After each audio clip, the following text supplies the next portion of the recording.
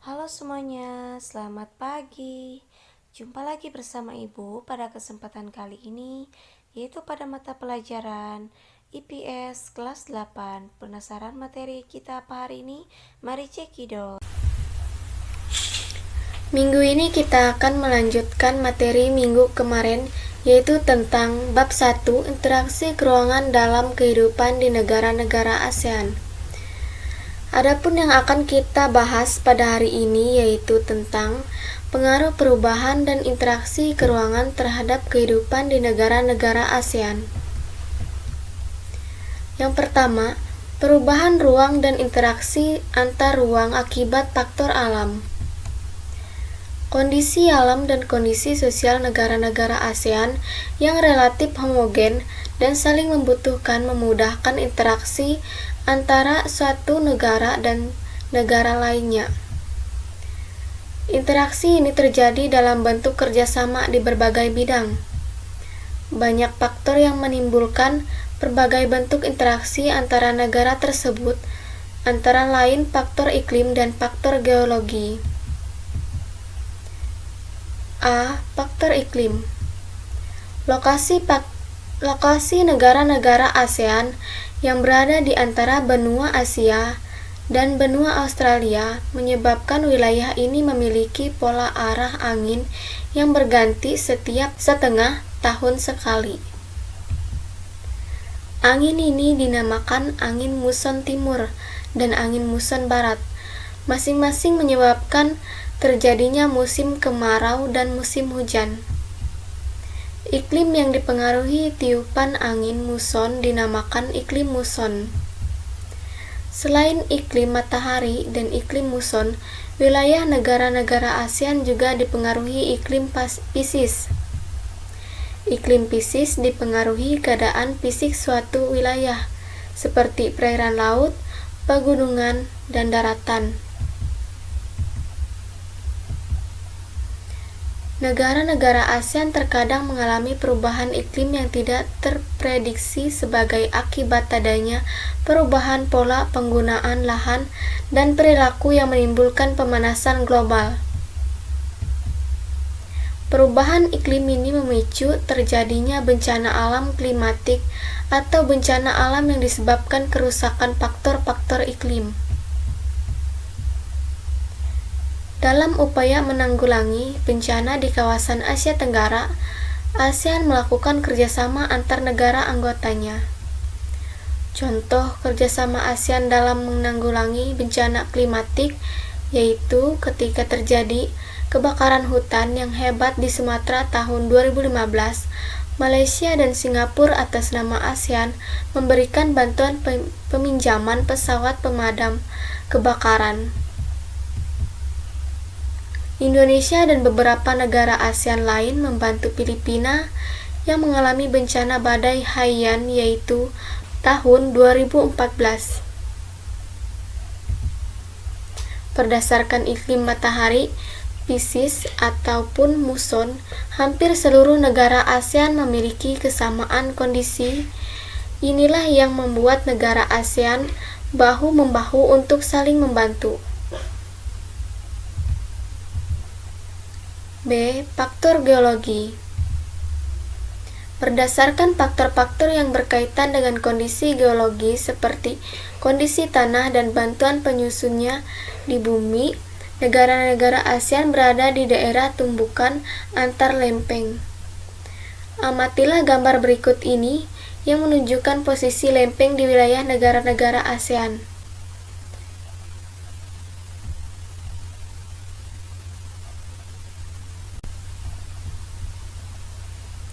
Pergerakan lempeng yaitu bertumbukan mengakibatkan terjadinya bencana geologis seperti gempa bumi. Apabila terjadi di laut atau mempengaruhi pergerakan gelombang laut, gempa bumi dapat menimbulkan bencana tsunami. Setidaknya 4 dari 11 negara ASEAN, yaitu Indonesia, Malaysia, Thailand, dan Myanmar, pernah mengalami kejadian gempa yang merenggut korban jiwa sangat banyak.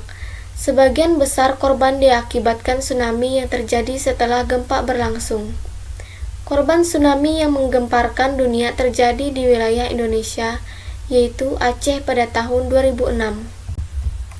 Sama seperti kejadian bencana lain, negara-negara ASEAN sebagai organisasi ataupun negara-negara tetangga melalui Pusat Koordinasi Bantuan Kemanusiaan memberikan bantuan berupa kebutuhan pokok, fasilitas kesehatan, maupun donasi untuk perbaikan lingkungan dalam masa pemulihan. C. Faktor ketersediaan sumber daya alam. Hampir semua negara-negara ASEAN memiliki sumber daya alam berupa barang tambang, kecuali Singapura. Negara Singapura wilayahnya sangat sempit, memiliki keterbatasan sumber daya alam barang tambang, tetapi menguasai perdagangan dan industri. Negara-negara ASEAN yang lain juga melakukan kegiatan yang serupa dengan volume yang berbeda-beda sesuai kemampuan masing-masing negara. Daftar barang tambang yang dimiliki oleh negara-negara ASEAN ditunjukkan dalam tabel berikut. Negara Indonesia, barang tambang yang dimiliki minyak bumi, batu bara, timah, emas, dan perak. Malaysia, negara Malaysia, barang tambang yang dimiliki biji timah, bauksit, biji besi, dan minyak bumi. Negara Filipina, tembaga, nikel, emas, timber, seng, kobalt, batu bara, krom, dan mangan. Negara Singapura, barang tambang yang dimiliki tidak ada. Negara Thailand, barang tambang yang dimiliki timah dan mangan. Negara Brunei Darussalam, barang tambang yang dimiliki minyak bumi dan gas alam. Negara Vietnam, barang tambang yang dimiliki batu bara, besi, timah, emas, antimoni, krom, dan fosfat.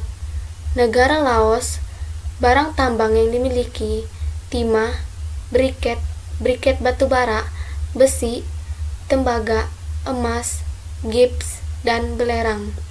Negara Myanmar, barang tambang yang dimiliki timbal, seng, perak, timah, minyak bumi, mangan, tungsten, emas, batu mulia, dan batu giok. Negara Kamboja, barang tambang yang dimiliki biji besi, batu bara, tembaga, fosfat, dan emas. Sumber daya alam tidak hanya berupa barang tambang. Sumber daya alam hayati dan non-hayati lainnya dapat dijumpai di negara-negara ASEAN. Hutan dan laut merupakan contoh lain sumber daya alam yang dimiliki hampir semua negara. Hutan, laut, dan barang tambang merupakan sumber daya alam yang banyak dieksplorasi untuk menunjang kehidupan setiap negara. Indonesia memiliki hutan paling luas di antara negara yang lain. Namun, laju kerusakan hutan atau deforestasi di Indonesia juga paling tinggi di antara negara-negara ASEAN lainnya. Hasil hutan dari Indonesia dan negara-negara ASEAN lain digunakan sebagai salah satu sumber pendapatan negara. Salah satu tujuan ekspornya yaitu ke negara-negara industri seperti Singapura. Perairan laut di kawasan negara-negara ASEAN banyak dieksplorasi untuk menghasilkan devisa atau pendapatan negara. Perikanan, mutiara, rumput laut sampai barang tambang merupakan contoh eksplorasi perairan laut sebagai sumber daya alam. Saat ini, perairan laut banyak yang dikelola sebagai tempat wisata.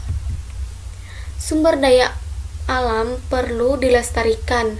Kalian sebagai generasi penerus bangsa sebaiknya turut melestarikan sumber daya alam yang ada. Yang kedua, pengaruh perkembangan ilmu dan teknologi terhadap perubahan ruang. Teknologi yang memiliki peranan besar dalam mengubah kehidupan manusia dalam berinteraksi adalah teknologi transportasi dan teknologi komunikasi. Teknologi transportasi dimanfaatkan untuk memindahkan barang dan manusia dari satu tempat ke tempat lain. Teknologi komunikasi dimanfaatkan untuk bertukar informasi. Teknologi produksi digunakan untuk memproduksi sandang, pangan, dan papan. Segala macam jenis teknologi bermanfaat karena memudahkan pekerjaan manusia. A. Teknologi transportasi. Adanya perkembangan teknologi membawa perubahan aktivitas manusia yang berakibat terhadap perubahan tata kehidupan. Jumlah orang Indonesia yang pergi ke Malaysia dan Singapura atau sebaliknya semakin meningkat setiap tahunnya. Pesawat bukan lagi alat transportasi yang mahal. Setiap orang dapat menikmati layanan karena harganya yang terjangkau, cepat, dan nyaman. Kapal laut selain digunakan sebagai sarana transportasi, juga saat ini digunakan sebagai sarana wisata. Transportasi darat semakin banyak memberikan alternatif perjalanan. A. Teknologi transportasi. Perkembangan prasarana transportasi akan mengubah kondisi wilayah di suatu negara. Lahan-lahan produktif seperti hutan atau sawah diubah untuk membangun jaringan jalan. Di beberapa negara ASEAN, rekayasa jaringan lalu lintas transportasi darat sudah sangat canggih. Singapura dan Thailand lain mengembangkan jaringan transportasi darat bawah tanah. B. Teknologi komunikasi. Komunikasi merupakan cara manusia saling berhubungan atau berinteraksi. Ilmu pengetahuan telah berjasa mengubah perkembangan teknologi komunikasi menjadi semakin canggih. Teknologi komunikasi memungkinkan informasi dapat menyebar luas dalam waktu yang singkat. Berbeda dengan keadaan pada masa lalu untuk sampai ke tujuan. Perkembangan teknologi komunikasi sangat menguntungkan karena dapat mengurangi jarak dan waktu. Meskipun demikian, perkembangan teknologi komunikasi dapat juga membawa kerugian, antara lain mengurangi interaksi secara langsung antar masyarakat. 3. Pengaruh perubahan ruang terhadap kehidupan ekonomi. Negara-negara anggota ASEAN mulai menerapkan APTA, ASEAN Free Trade Area, dalam kehidupan internasionalnya. Secara ekonomis, pemberlakuan APTA akan menjadi kegiatan ekonomi lebih meluas. Produsen beras seperti Thailand dapat dengan mudah mengekspor produknya ke Singapura, Indonesia, dan negara anggota ASEAN lain tanpa dibebani pajak, begitupun sebaliknya. Pilihan konsumsi pun semakin banyak, baik kualitas maupun harganya. Kerjasama negara-negara ASEAN ini mendorong terjadinya perubahan tekanan kerjasama antar negara dalam bidang ekonomi. Persidangan dalam kegiatan ekonomi menjadi lebih ketat dengan adanya kompetitor dari luar negeri. Kegiatan produksi yang dilakukan oleh produsen atau pelaku kegiatan produksi suatu negara ASEAN akan dapat dengan mudah dipasarkan ke negara lain dalam lingkup ASEAN. Kegiatan distribusi antar negara dalam bentuk ekspor dan impor yang melibatkan dua negara atau lebih identik dengan pergerakan barang atau jasa antar negara. Kegiatan ekspor dan impor ini menunjukkan adanya interaksi antar uang negara yang satu dengan negara lainnya. APTA memungkinkan setiap orang di negara-negara ASEAN untuk dapat mengonsumsi barang-barang produk luar negeri. 4. Pengaruh konversi lahan pertanian ke industri dan pemukiman terhadap perubahan ruang dan interaksi antar ruang. Pernahkah kalian mendengar negara Singapura melakukan reklamasi untuk memperluas daratan? Reklamasi adalah alih fungsi lahan pantai menjadi daratan. Reklamasi tersebut disebut salah satu bentuk alih fungsi lahan yang disebut konversi lahan. Biasanya mengubah area pertanian menjadi area dengan kegunaan lain misalnya menjadi pemukiman atau industri. Konversi lahan menjadi fenomena yang sering dijumpai di negara-negara ASEAN. Konversi lahan pertanian sering terjadi di negara-negara ASEAN dengan laju pertumbuhan penduduk relatif tinggi seperti Indonesia, Malaysia, Thailand, Vietnam, Laos, Kamboja, dan Filipina. Konversi terjadi terutama di daerah pinggiran kota ataupun area persawahan yang letaknya berdekatan dengan fasilitas umum seperti di dekat pasar. Konversi lahan pertanian bersifat menular, artinya ketika satu petak lahan telah dikonversi, lahan pertanian di sekitar petak tersebut juga rawan dikonversi. Hal ini berpengaruh terhadap keberlangsungan kehidupan masyarakat di daerah tersebut. A. Pengaruh konversi lahan pertanian menjadi lahan industri. Konversi lahan pertanian menjadi lahan industri banyak terjadi di negara-negara sedang berkembang seperti negara-negara ASEAN. Konversi lahan pertanian menjadi lahan industri banyak terjadi di pinggir kota. Biasanya pemilik perusahaan mendirikan industri di sana karena beberapa alasan, diantaranya sebagai berikut. 1. Pembangunan industri lebih memilih lahan yang strategis. Sebagian besar lahan yang strategis tersebut merupakan lahan pertanian. Yang kedua, harga lahan pertanian relatif lebih murah dibandingkan dengan lahan terbangun. Yang ketiga, pembangunan industri memilih akses yang lebih mudah. Yang keempat, industri dibangun dekat dengan bahan baku pertanian menjadi pilihan yang baik. Yang kelima, faktor sosial dan budaya hukum waris. Berbagai masalah akan timbul akibat konversi lahan dari lahan pertanian menjadi industri, antara lain: yang pertama, lahan pertanian berkurang yang membuat produktivitas pangan dari pertanian menurun. Yang kedua, lahan pertanian sekitar industri sekitar berpotensi terkena imbas pencemaran akibat limbah atau polusi dari industri baik tanah, air, maupun udara. Yang ketiga, konversi lahan itu menular yang mengancam ketersediaan lahan pertanian. B. Pengaruh konversi lahan pertanian menjadi lahan permukiman.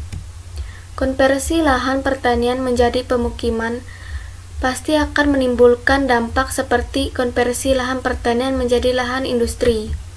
Biasanya selalu berdampak negatif apabila dilihat dari sisi fungsi lahan pertanian itu sendiri. Adapun dampak negatifnya itu adalah sebagai berikut. Yang pertama, luas lahan pertanian semakin berkurang sehingga produktivitas pangan semakin kecil. Yang kedua, petani dan buruh tani kehilangan mata pencariannya. Yang ketiga, hilangnya lahan ruang terbuka hijau atau RTH. Yang keempat, berkurangnya lahan resapan air. Konversi lahan identik dengan perubahan kondisi ruang. Konversi lahan tidak dapat dipegah karena kebutuhan manusia akan ruang tidak dapat dihindari. Mencegah konversi lahan bisa menjadi penghambat pembangunan suatu negara. Oleh karena itu, konversi lahan pertanian harus tetap terjadi. Konversi demikian, kita harus mengawasi konversi lahan yang terjadi. Jangan sampai mengganggu keseimbangan alam, ekosistem, dan keberlangsungan hidup sebagian warga negara. Tugas: lengkapi tabel di bawah ini. Sekarang perhatikan jawaban kalian dalam tabel dan jawab pertanyaan berikut. Yang pertama, negara ASEAN yang terletak di utara dan barat daya. Yang kedua, sebutkan negara ASEAN yang tidak termasuk iklim tropis. Yang ketiga, mengapa sebagian besar negara-negara ASEAN beriklim tropis? Tips: untuk mempermudah kalian menentukan posisi negara-negara ASEAN yang lain dari negara Indonesia, kalian bisa menggunakan arah mata angin dan peta berikut.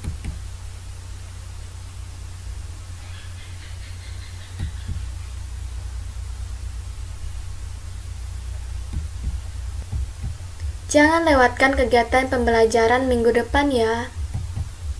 Evaluasi bab 1 tentang interaksi keruangan dalam kehidupan di negara-negara ASEAN. Evaluasi ulangan harian berupa soal pilihan ganda dan esai ya. Jangan lewatkan dan jangan lupa belajar. Terima kasih sudah menonton dan semoga bermanfaat.